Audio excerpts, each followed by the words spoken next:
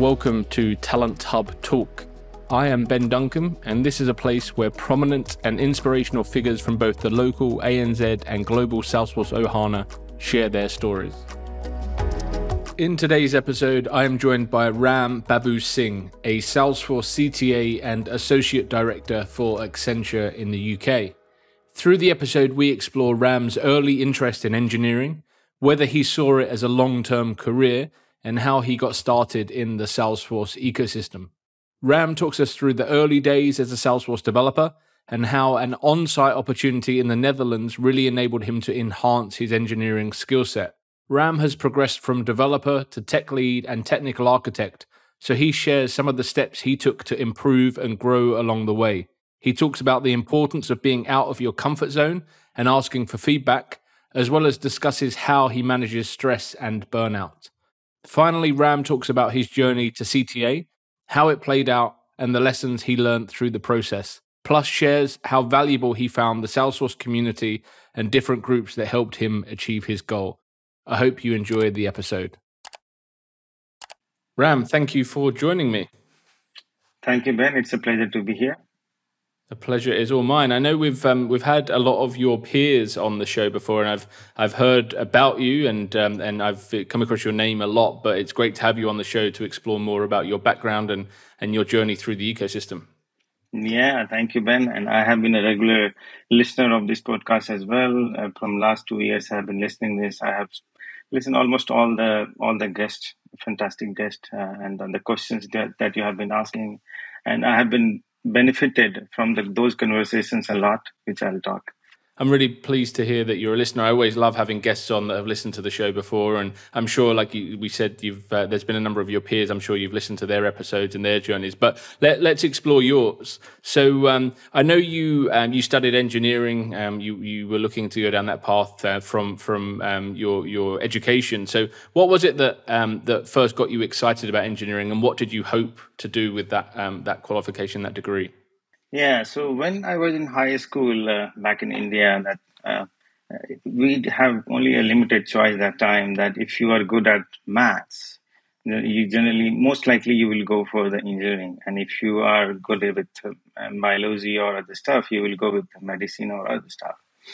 In my high school days, I had I was very much interested in maths and physics and those stuff. So it was kind of clear in terms of career path for me from the very beginning that I'm going to take engineering. So I wrote in the entrance exam, and that's how I got into engineering. And engineering, I studied information technology that time. So that's how I get into engineering. Yeah. And when you were studying, was it something that you found came quite naturally to you? No, it was not natural, especially the information technology, because I didn't have very much interaction with the computers and the languages, C, C++, whatever was available that time, because we had not studied that in our high school. So, and when I had taken information technology, it was not out of interest. It was because of the trend at that time that if you score good, you basically go for these, electronics, computer science, information technology. Because I had heard somehow that these are quite popular. So you should, if you want to make a good career out of it, you should go for these streams. And that's how I had basically picked up information technology. But when I started studying, it was not easy for me to change and to learn the languages and all those things. It was kind of alien to me that because I had never seen those C, C++ and all those different things. So I had to struggle quite a bit in my early days. But then after getting to a certain point, I had developed interest. I started liking that, and then I actually worked to gain more experience on that. Yes. And out of interest, you said it wasn't necessarily from interest that you went down that route. Like, what would you have liked to have done if there were more options available to you? What would have been a passionate career direction for you at the beginning? Yeah, my father is a police officer. Was a police. He's now retired now. So I always wanted to go in the public service. I wanted to go follow that route, not particularly the police officer route, but wanted to get into the administration, public service. Yeah. Okay. So that was always the point that yes, after doing the graduation, I will go and write that exam, because I was kind of, yeah, it was kind of very. Whenever I was seeing someone was passing that, we call it IS exam in India. It was quite. It is regarded quite high there over there. So I wanted to go towards that. So engineering was not on my radar, but in high school when we do that, when you get into the college, you basically need to decide where you want to go, whether you want to take science or if you want to do something else. And by that time, I had developed enough interest, good interest basically in maths. So I thought, no, I'll do the graduation in engineering, and after that, I'll decide if I want to do something else. So how did you hear of Salesforce, and was it something that instantly kind of interested you? Well, I had joined Infosys as my first company after graduation. And what they do at Infosys is that they basically hire from different parts of the technology, different parts of the colleges, and they, no matter what your background is, they basically train you on different stuff, and based on their demand, what they will have at the time.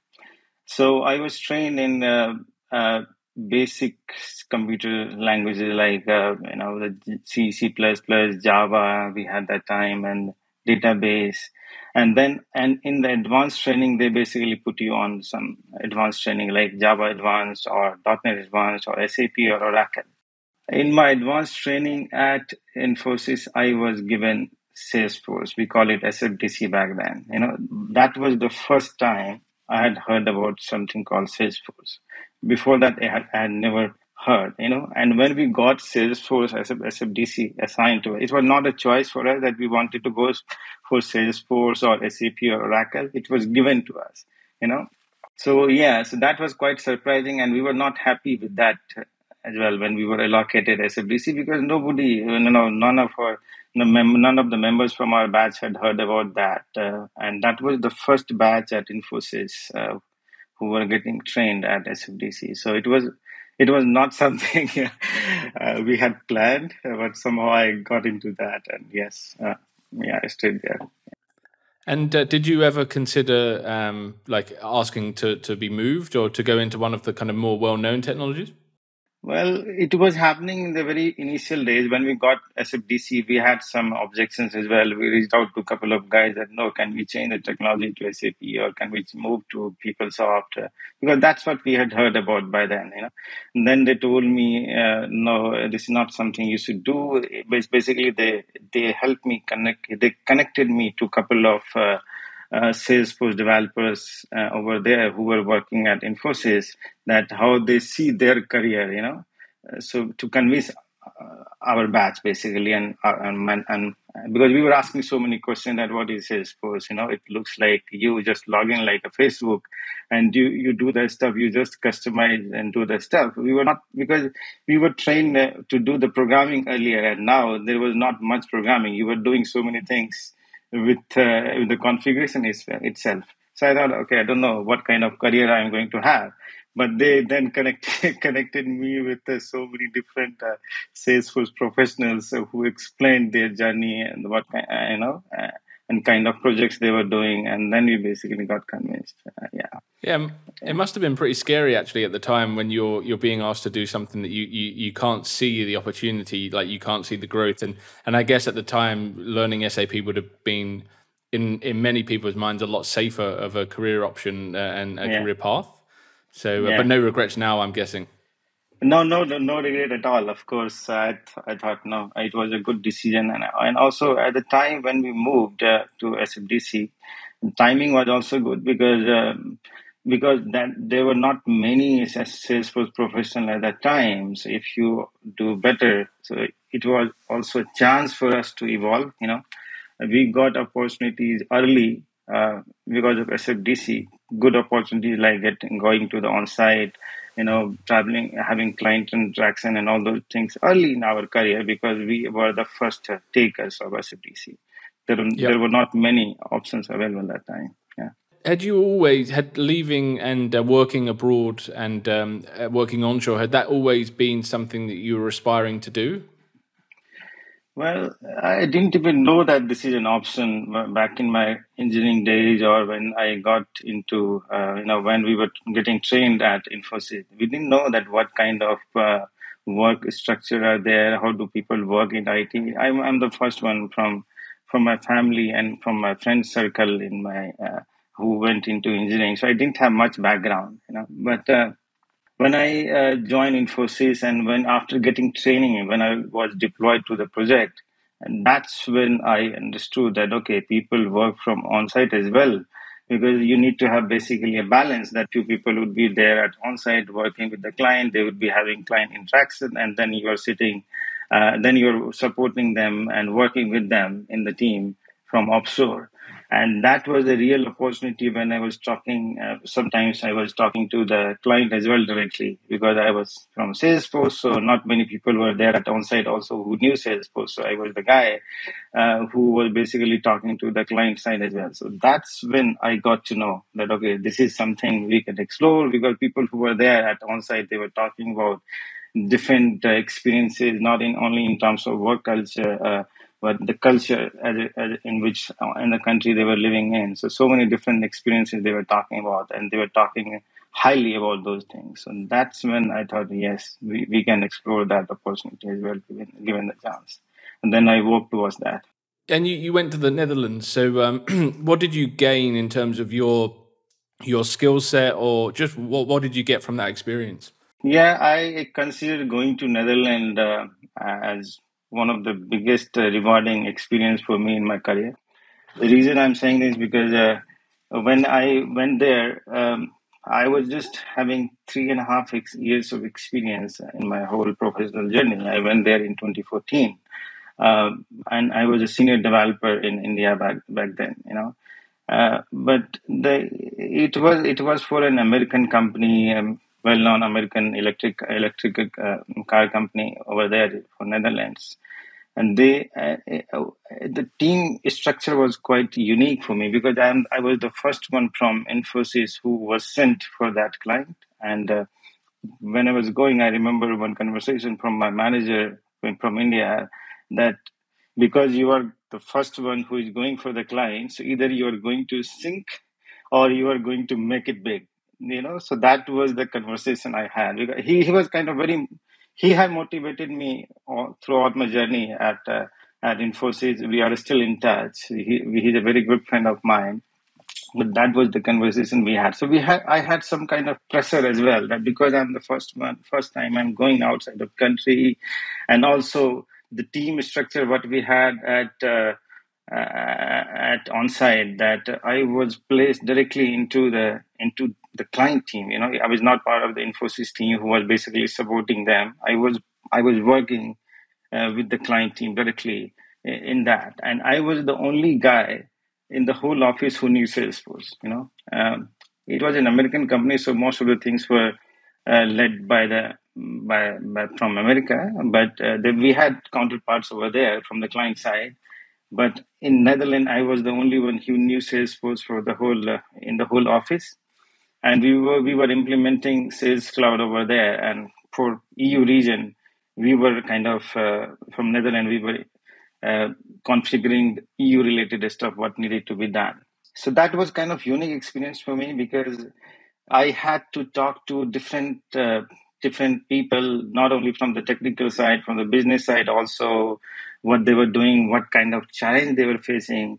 And in terms of my experience, I was a developer, so it was kind of stepping up for me, because earlier in my initial days when I was talking to them, they were telling me that yes, you are good, you come up with the options, you suggest solutions, those are good things, but you're very technical. You would talk in the technical language, because I had the developer mindset, and in that language I was basically talking.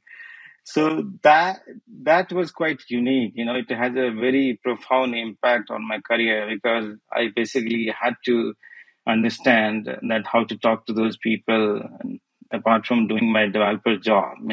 And then how are you making sure that you are basically implementing the solution by listening to them, they're listening to their problem, and able to communicate to the audience who didn't know Salesforce. So that was kind of a different experience altogether for me in terms of work. Mm-hmm. At the same time, it was a great culture. It's very good, very big cultural shock for me as well, because moving to the Netherlands was altogether a different experience.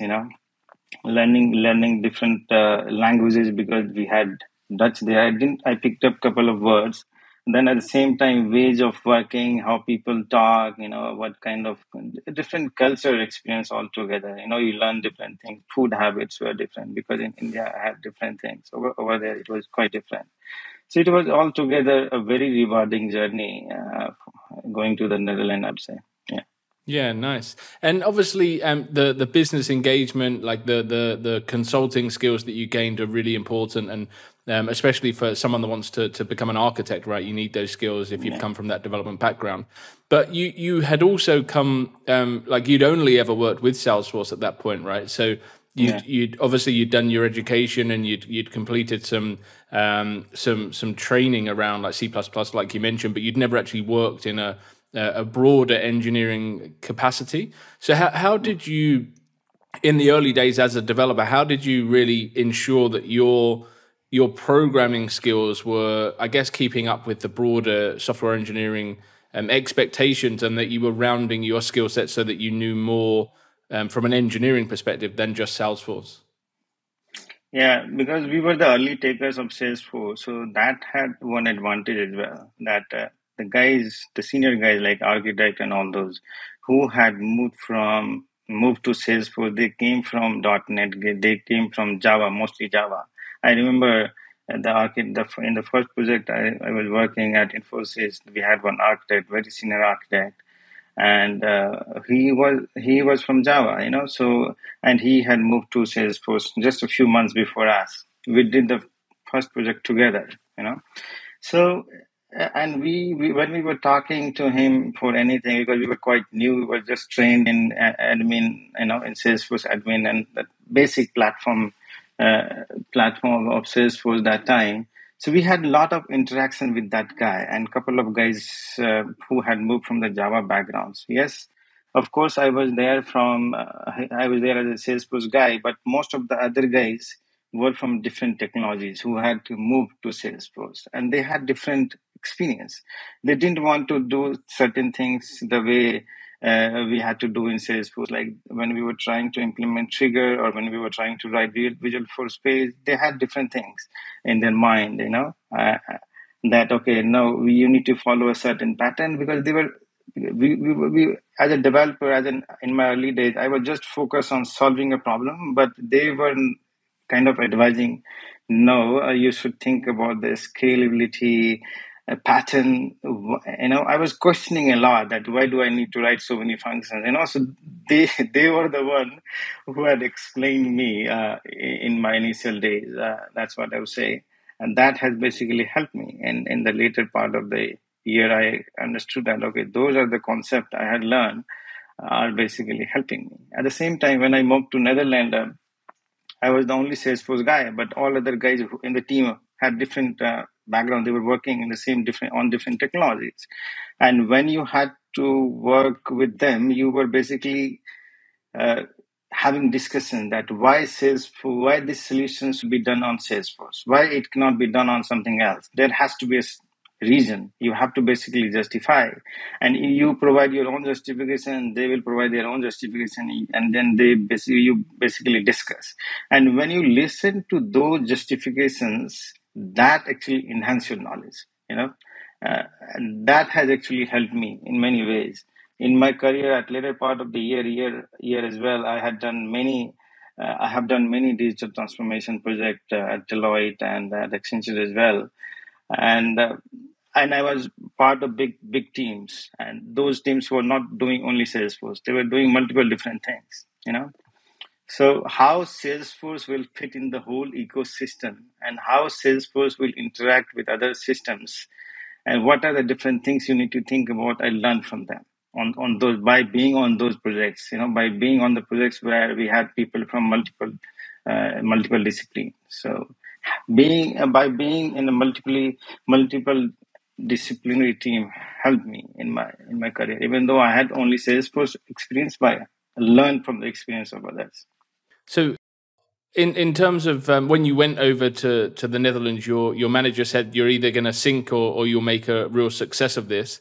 I'm guessing you made a success because you seem to have learned a lot there, and obviously your career has really only gone in one direction. So what do you think made you successful in your first onshore on-site role?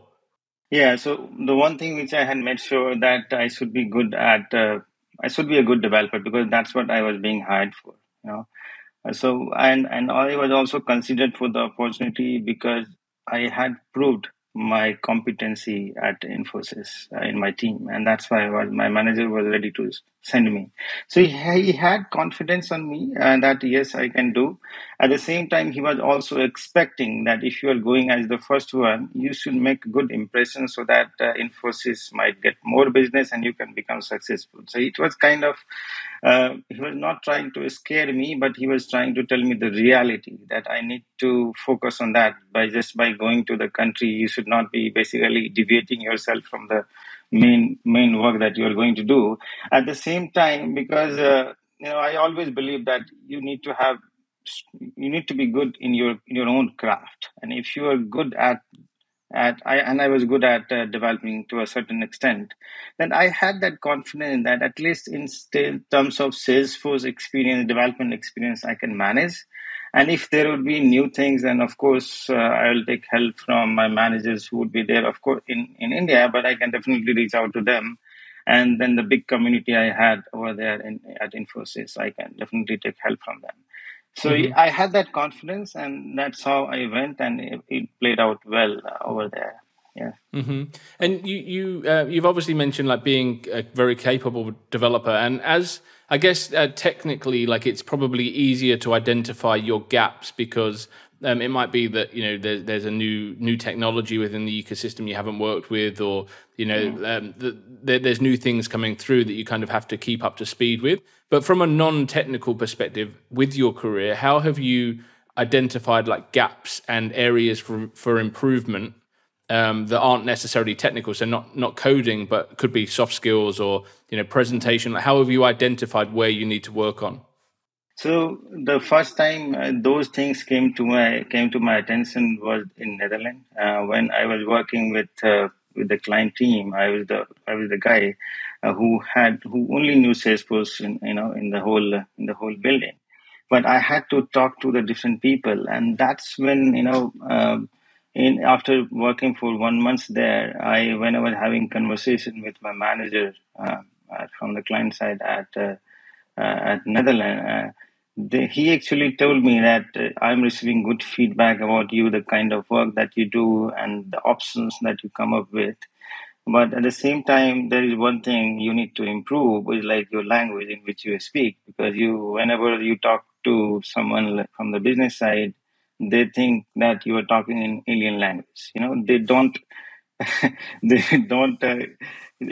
understand the full thing that you say, and that's when he actually also helped me. Uh, that how you should do that. He gave me a few pointers that you should focus on that.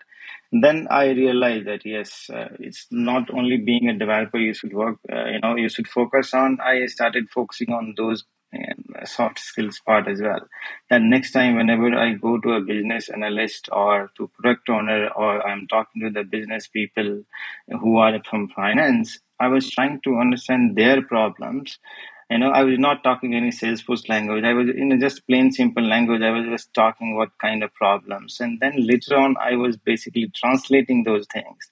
See, it was not it was not a natural conversation, not natural conversion. It took some time, it took some time, but after work also, I was kind of practicing those things, that how should I do that? If I need to do a presentation to the client, I need to. I was making sure that I do that presentation a couple of times beforehand to myself, and before I'll go and do the presentation. That has actually helped me in many ways. That doing the presentation, basically becoming ready. That you become ready.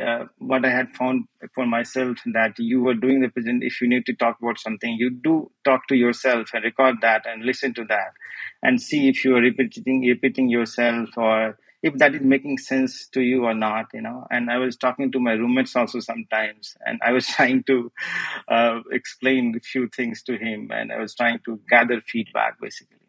So gathering feedback, that's how I basically learned these things. Gradually it evolved. Yeah, nice. Yeah, it must be. It's like being away from home and in that environment and having to engage with business people and not necessarily be comfortable initially. It must have been like your boss said, like a sink or swim environment, right? You either learn to do it or you don't. Yeah. Yeah, it was very, very challenging. At the same time, once you make some effort, and then in the next meeting you see that okay, that has been received quite well, you get some confidence also. Then you put extra effort, right? And that's what I was doing. So like step by step. And the people I was working with, they were also quite nice, and they also helped me make that transition because they also knew that yeah, I have a different background, and so they were also talking to me slightly differently. And then gradually, once they had understood that yes, I had picked that up, then they were. So it's like it came from both ways. If you make some effort, people also try to help you sometimes. That has happened with me. Yes. So in your career, you've gone from being a developer to a technical lead, and obviously now an architect. So what has helped you on that journey in terms of how have you made those progressions? And each time, have you been comfortable each time you've made that step up? Not always I was comfortable. After when I was in India, I was mostly a senior developer. But in Netherlands, from senior developer, I became a tech lead because I was kind of managing. After a certain point, I was kind of managing some workload and some team lead activity as well. And I had a couple of guys who were working with me after me at that client. Then I came to Deloitte. I moved to UK with Deloitte, and I joined Deloitte as a senior consultant. That was mostly a tech lead role for me. So it was good at that extent that I was able to manage my workload. I was also able to review the code and everything what my peers were doing, were working with me. That was good, but the thing that was missing that if you need, because from there was I always wanted to become architect after developer and after tech lead. That was a natural thing I was looking at. But I had some gaps as well. When I was saying that I was saying architect on my projects, I was seeing that they were quite good at presenting different solution options and defending those solutions, whatever they were recommending. So those things were not something I was good at, especially from the technical development point of view. Yes, I could defend my code, what I have written, the trigger pattern, and all those different things, but nobody were asking me to defend that. But the thing that you kind of need to defend in generally in the technical architect space, that the solution before you are going to implement any solution in Salesforce, you need to basically decide what you're going to implement, and that has to come with some consideration that you are considering number of different things, and then you are become basically implementing that in Salesforce. So those things I need to learn, and that was kind of a step up with me. I was working with the architect, and I was following him what he does very closely. Then I asked him, okay, at certain point, can I go and present myself? That was kind of going out of your comfort zone. Nobody was asking me to do that, but I did it. I asked him, can I do this small part? Can I go this and do the presentation myself? Just to get confidence, because I wanted to get into that space quickly. Because I had there was some kind of inspiration that yes, I have to develop in that space. I have to become a good architect. At the same time, I have to attain the CTA title. I had learned by the time. So that's how it worked for me, basically. So it seems to me like you've been in a way kind of comfortable being outside of your comfort zone, which kind of is it doesn't make sense, but you've kind of explored and put yourself out of there to progress. and kind of knowingly done that to make that career progression. But you've also been very open to feedback. And they're two areas that some people struggle with, putting yourself outside of your comfort zone, but also being receptive to feedback and taking it on board in order to improve yourself. Are they areas that you've gone and done that out of choice and kind of plan to take feedback and look for feedback and also to stretch your comfort zone as much as possible? Yeah, so I always knew that I'm a Salesforce guy. I'm just focusing on Salesforce. So, but if I need to become architect, I need to focus on other stuff as well. So that was something which was very clear to me from the very beginning. And I had seen all that on the projects also, that it's not only Salesforce that you work upon, you work on different things. And to do that, basically, you have to learn what others are doing, and you have to basically take feedback from others.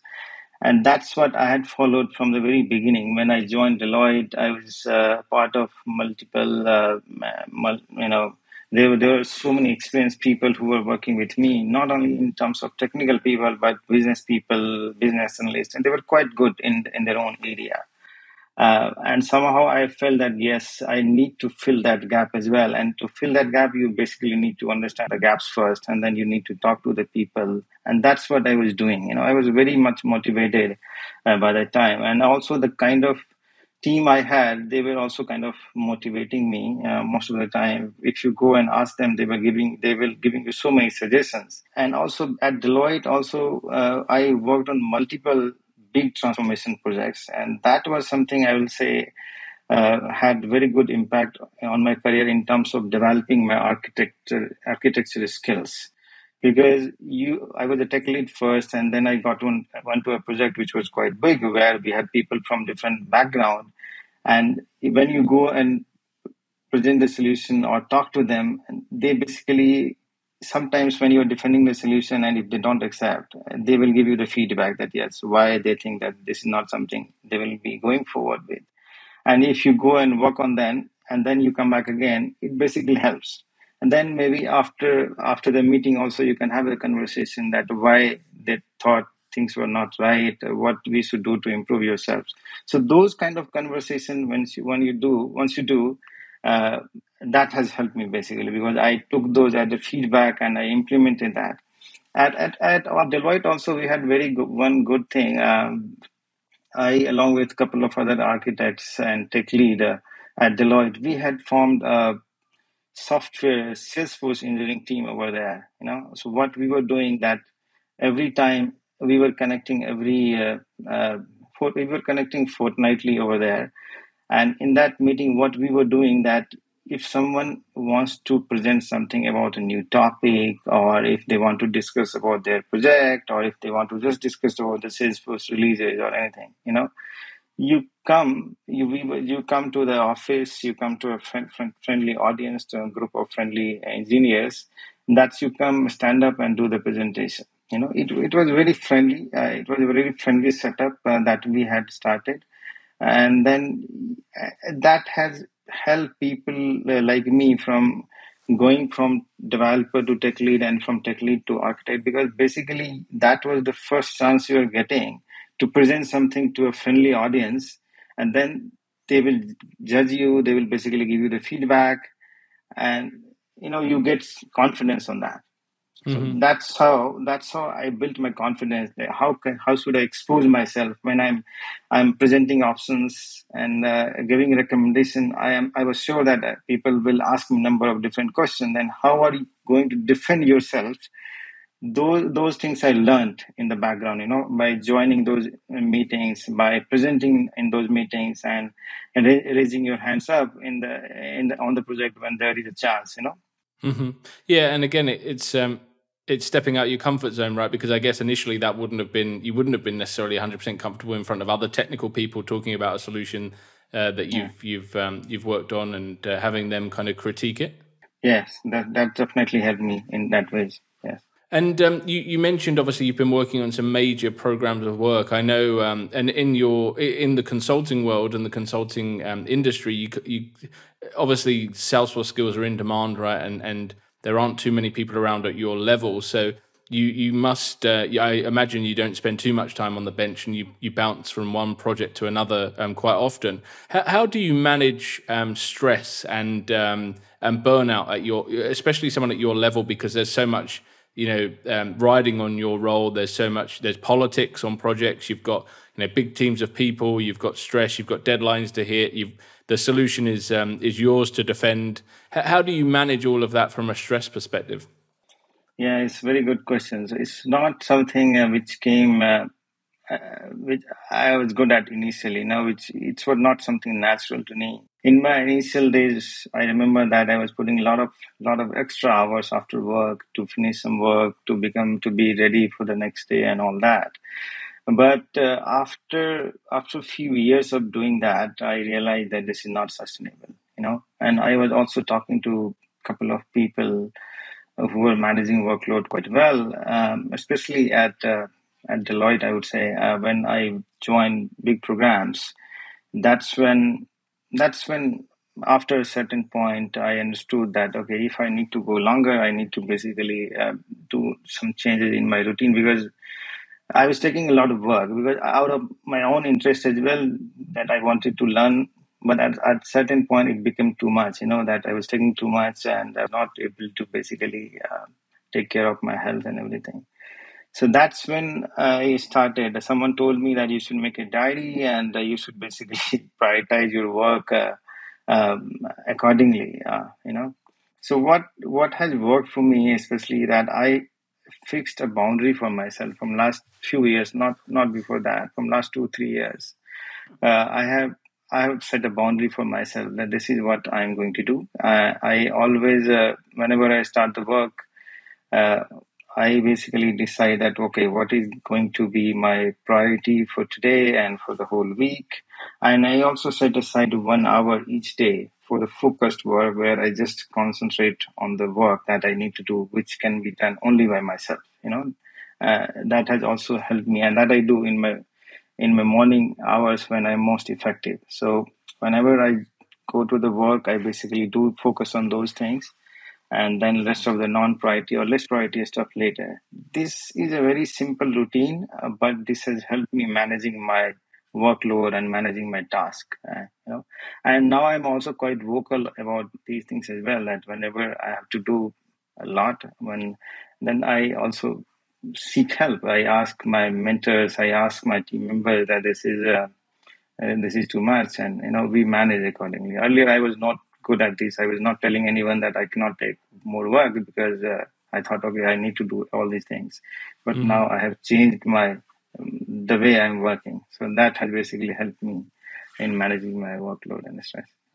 Yeah, I think earlier in your career, it's easier to find that a challenge, right? Because you see it as an opportunity to impress and learn and develop, and I think a lot of people would struggle earlier in their career to push back and say, I've got too much work on my plate, especially if they see themselves as someone that really wants to progress within that business or and learn and grow. And I think it's really important for everyone to know when they need to tap out and say this is too much. But it's difficult to actually have that conversation and get to that point of knowing yourself well enough to know when that moment is.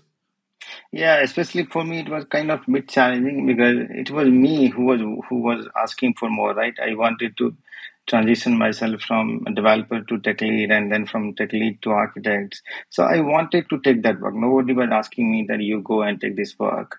But it was me who was the driving force, So it was me who was taking more and more work.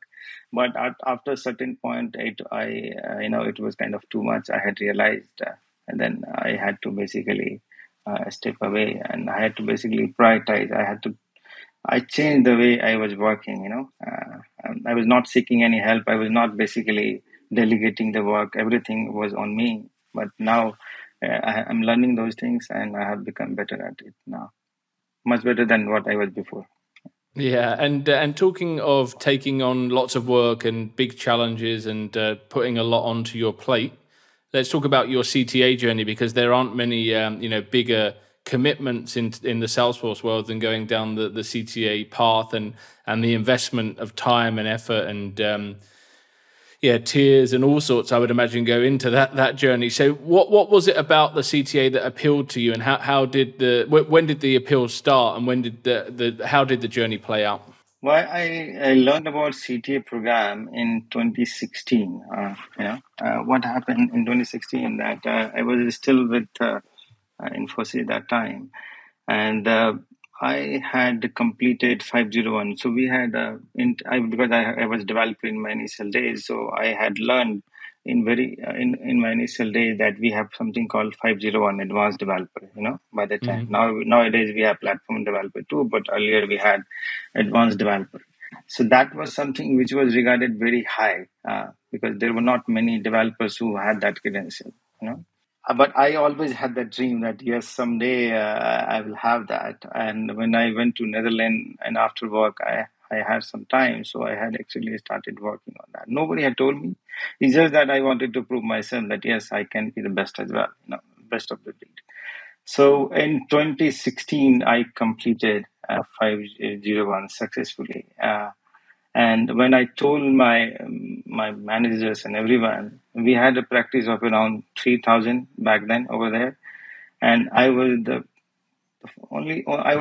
first or second guy who had that credential in the whole practice. And after announcing the results, so many people had actually reached out to me and they actually appreciated me. I was feeling high that, okay, I have done something great.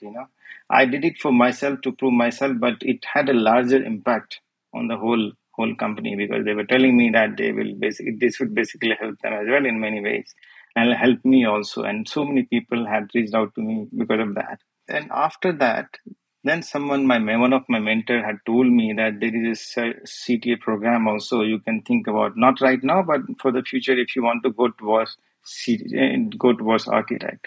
That was the first time I had actually Googled what is CTA and all that. I didn't know anything about the CTA. At the same time, I was changing company as well. I was moving to UK from Netherlands. And when I joined here, when I came to UK, in the first year, I worked as a tech lead, and then I moved to the architect. By the time I had gained enough knowledge that what are the things required to go to the CTA, at least in terms of what are the prerequisites, because by the time we had designers exams also, which had come out. Earlier it was MCQ. So I started giving those, designer exams. So by 2017, I had completed all the designer exams, 2017 end.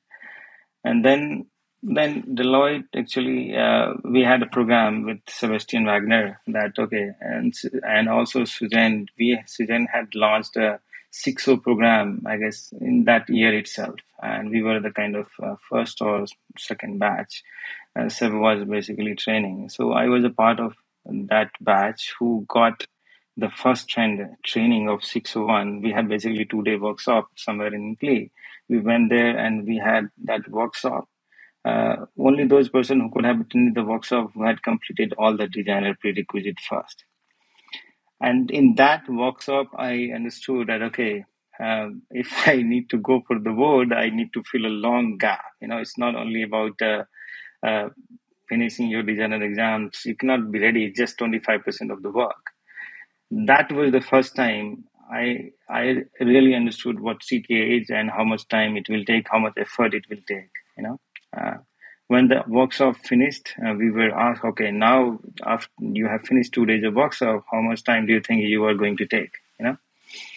And at that time, I had said, okay, I am going to take another 18 months to do the preparation because I had thought, okay, I had a big gap and based on the time and everything, I thought, okay, that much would be required because I was in consulting, I was traveling a lot, every week I had to travel. So based on that, I had calculated, okay, 18 months.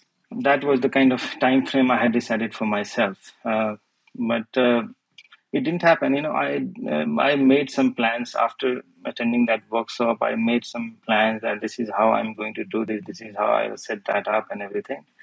I was studying, but I was not very consistent. One day I was studying for 4 hours or 2 hours. Next day I was not studying at all because of another commitments. So it took longer. It was, and also at the same time, I was traveling also. So it was not happening, I was not getting time, or I was not planning it well. It was not something I had planned very, very carefully to how to become consistent. I had not onboarded my family, my wife, that I am going to do this. She knew that I am going to do this someday, but it's not something that I had made a plan that, yes, this is what I'm going to do this. And also there was one thing that we didn't have many CTA mentors uh, at my company locally. So we didn't know how much it takes. There was a couple of people who were there who had gone through that training, who had attended board earlier, but that not there were not many successful candidates. So we didn't know how much it requires, right? And at the same time, in 2019 and or 2020, what we were seeing that a couple of people had passed CTA and they were talking about their journeys. We had couple of YouTube videos from Steve Simpson, and then from Karisma Lalwani, where they had talked about how they became CTA, and there are a couple of fantastic videos from Steve Simpson also, where he had talked about the whole CTA mindset and the ninja and all those different stuff. So I actually watched those videos, and there was a group as well, Ladies Be Architect, which Jama had started with. That's where she had uploaded couple of videos where people have attended. They were giving mocks, and they had uploaded. So there were few publicly available information on CTA. So I actually watched those and gained some knowledge, and gained something that how should I structure. I remember especially the one YouTube where Karisma Lalwani was basically saying that if you have a target, you basically set a date and then do the backward planning. And that's what basically stuck with me. And what happened in December 2020, when we had a pandemic in March, everything was shut down. We were asked that we are not traveling anymore, and I had to sit. I had to be at home all the time, and that's when I thought, okay, maybe this is the time I can focus on my studies, because I was having time. I was not doing anything else after the work, so that was the time I thought, okay, now I can seriously do the planning, and I won't be disturbed much. So that's when I decided that, okay, in March, this is the March, in December 2020, I'm going to appear for the board, and for that, whatever steps are required, I basically set, and then I created some plans. And then I also talked to a couple of people who were like-minded people at my company who wanted to do this CTA. I onboarded them.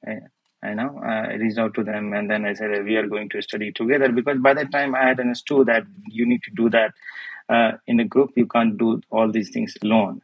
So yes, we had formed a group of 3-4 guys at my company, and what we were doing, that we were connecting every morning from 6:30 to 8:30 before the work will start. We were doing that study group every day. And to do that, I consider myself as a morning person. So, and what we did, that I was getting up at 4 every day, and then I was doing some self-study myself, and then from 6:30 to 8:30, we were having that study group. That was very consistent, because we were kind of group of 3-4. We were kind of committed that, yes, we want to do this, and we all had time, because nobody was going anywhere. Everyone was sitting at home, so there was not much distraction. That I would also say.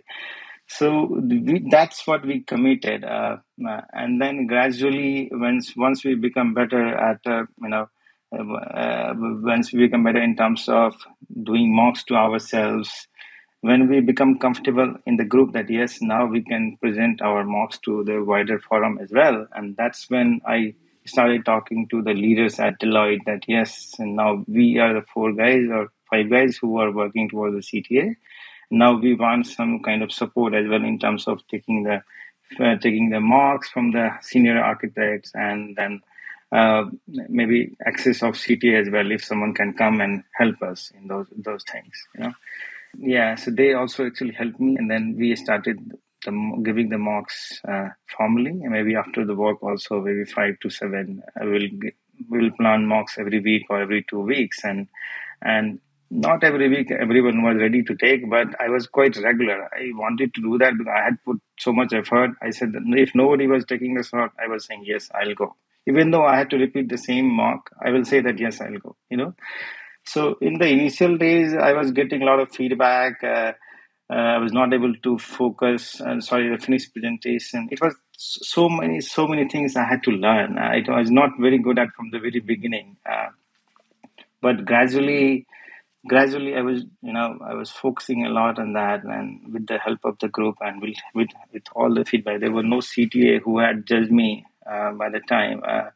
But when we had to plan the board, we actually talked to Sujan with the help of our company leads, and we basically said, and that time there was a new program which had come up, like 602 diagnostic program. Earlier it was not there. In my year, in 2020, it was introduced.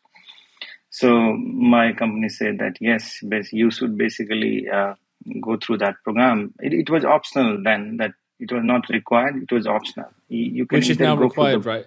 Which is now required. It's like the prerequisite. They assess your ability for the review board, Yes. And it's like a mini mock. Is that right? Yes, it's a mini mock.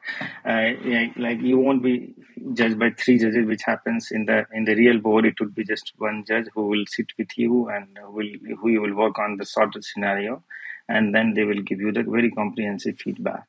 So it's very good. It's a very good step.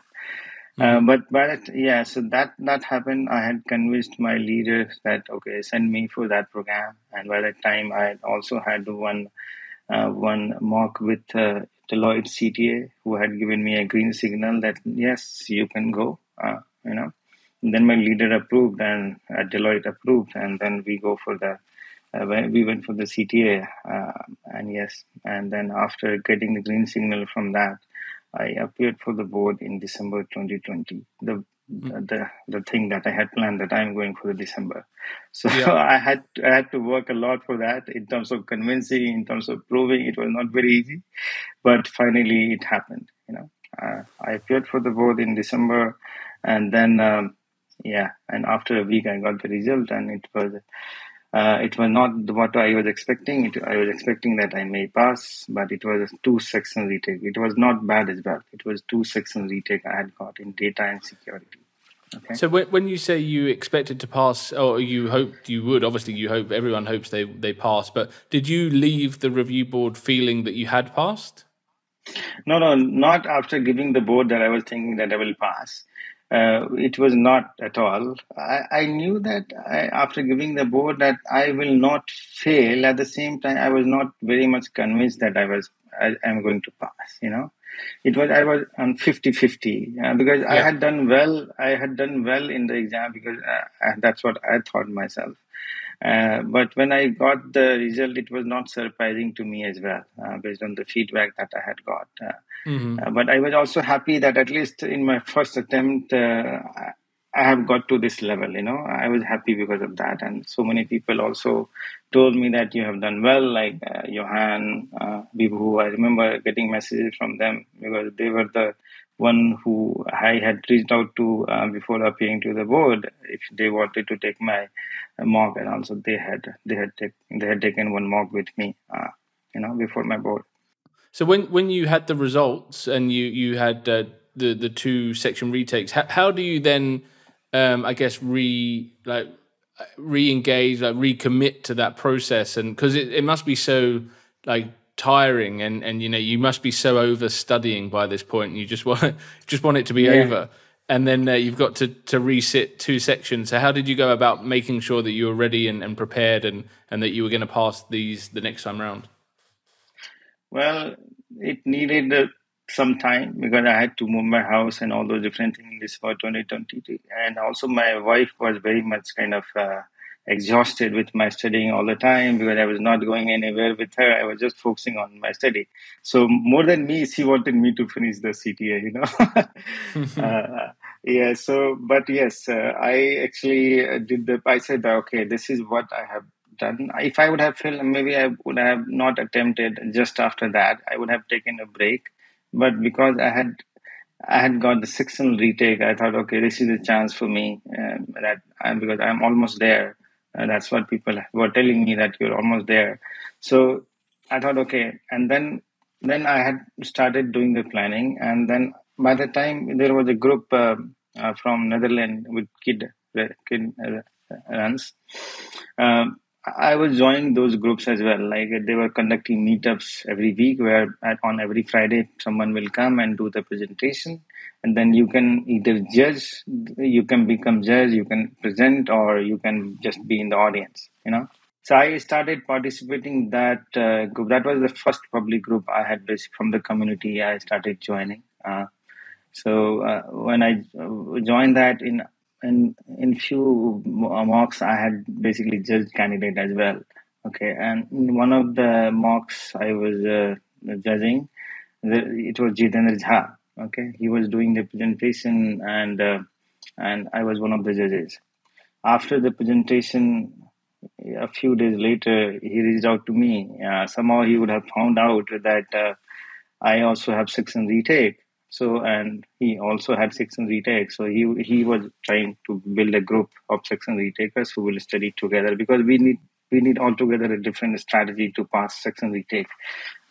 Because you have half time and you have to do a lot, right? You need a different strategy. So he basically reached out to me that if you'd like to study together, I said yes, because that's what I was looking for, right? That we needed more people, like-minded people, and everyone knows Jitendra Jha. So if message is coming from Jitendra Jha, if you like to study together, I said yes without thinking. Then we actually formed a group of four. We call it CTA Gang of Four now. We all are CTAs. So we have we had Mo, and then Varuna and Jiten Jha. So Varuna and Jiten Jha, they both were there in USA. I was there in UK, and Mo was there in Australia at that time. So there was a real challenge in terms of time zone, that how we are going to manage the time zone, because we lived in 3 different continents, right? So then, but yes, we from now worked that out, and we studied together every night for 6 months. And we appeared for the board again in March, April time, and then yes, we all passed. Wow. The one thing, I mean, there's two things that I've taken from the journey, and I think one is obviously the amount of commitment, which I'm well aware of, because obviously I've had other CTAs on the podcast that talk about that, and no one has ever said it was easy and straightforward. I think like the amount of commitment and time and effort is just so substantial, and I think that's really important for people to understand if they're looking to go down that journey. It's not like something you can switch on and off. It's like a pure dedication for a long period of time.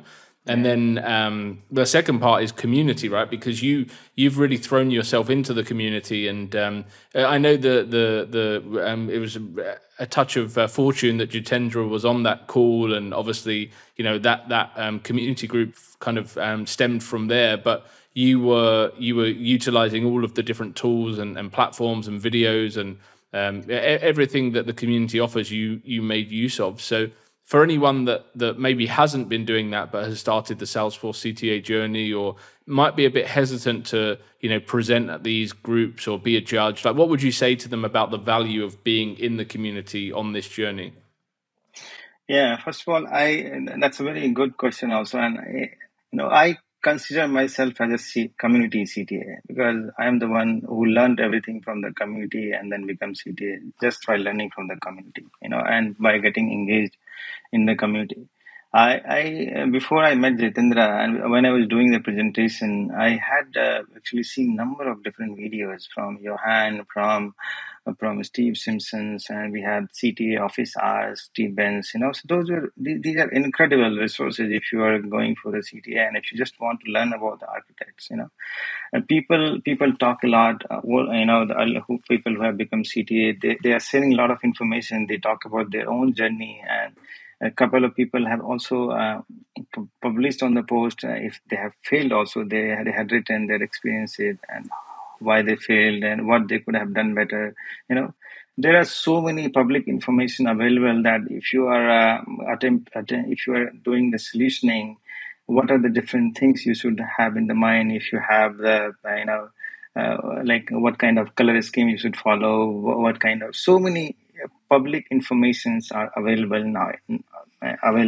So I was kind of because I didn't have any access of any mentor or any CTAs, I was relying on those, that whenever a new CTA was becoming and he was sharing their journey, his or her journey, I was reading those very seriously. And whenever there was some kind of public events where CTA was coming and then they were doing some presentation, I was attending those events, or maybe after I was seeing the recorded information on YouTube. And then I started joining meetups, and that has actually opened door for me, because that's when basically like-minded people were coming and joining, and they were asking questions. Yes, I also met Jitendra and others because of the community, right? If I would not have attended those events, I would not have known those guys. So it has actually helped me in many ways. And after becoming CTA, also we all four decided that yes, we will, contribute back, give it back to the community. So, and that's when we all four started CTA Gang of Four, and then we are helping others on their journey on CTA. So of course you don't need to restrict yourself that you don't have a CTA mentor, or how do you start, from where you start, because you can always start. Given if you want to start, there is always a path. Starting is the difficult thing, and after that, step by step, you basically progress once you start getting the feedback. And if you look, if you ask, if you get. That's what I have learned. In my mocks also, when I was in the final days of preparation, I was reaching out to so many CTAs if they can take mock with me, and a couple of them responded yes.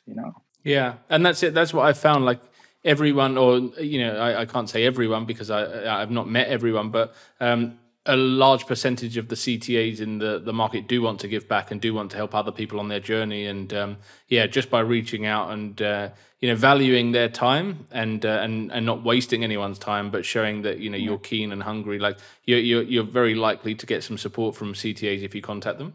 Yeah, it's very much nowadays. It's our Salesforce community is so strong, and most of the people are willing to support. And if you see, there are so many fantastic community events also, and in almost all the community, there would be at least one or two CTA related presentations. And there are so many things to learn from those. Because people talk about their experiences, their journey, and all those different things. If you learn them, and it's very valuable.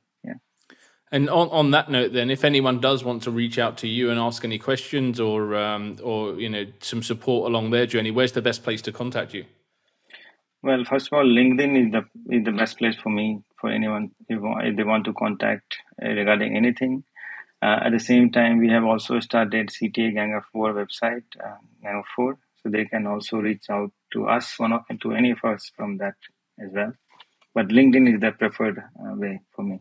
Amazing. Well, thank you so much for sharing your knowledge, your journey, your experience, and talking us through the path that you've taken. And I'm sure a lot of people will be taking inspiration from that. So thank you so much, Ram. Thank you, Ben. Thank you so much for having me. It's a pleasure. My pleasure. Thank you very much for listening. I hope you enjoyed the chat. And if you did, please make sure you have subscribed for future episodes that are coming through. I would also be very grateful if you would consider leaving a review on your chosen podcast platform, as 5-star reviews will help us to reach more trailblazers from across the world. I look forward to sharing another episode with you soon, and thanks again.